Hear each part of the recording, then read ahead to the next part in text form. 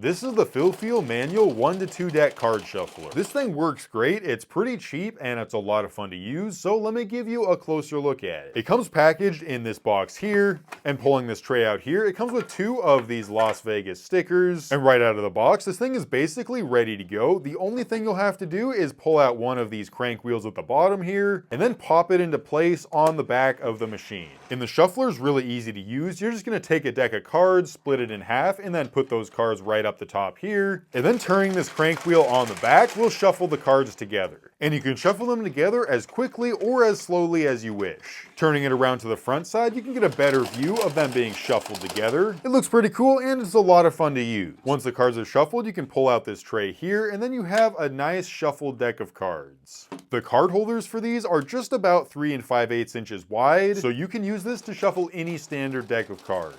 And it can shuffle up to 2 full decks at a time. It's actually pretty consistent, alternating between the left and right cards, or in this case the red and blue. You can see there are a few slip-ups where there's a couple blues or a couple reds right next to each other, but that just adds to the randomization and in my opinion is better than a perfect shuffle. I ran the cards through quite a few times and it works really well. It only jammed on me a couple times and those were really easy to fix by just rotating the crank in the opposite direction and then continuing like normal. Now this may not be the most practical card shuffler for adults, but it works the same nonetheless. It's honestly a pretty cool design with the crank in the back so you can manually shuffle the cards, and for kids, it's a lot of fun. So overall, if you want a really quick and easy to use card shuffler that's a bit of fun to use as well, then I'd say this is a great choice.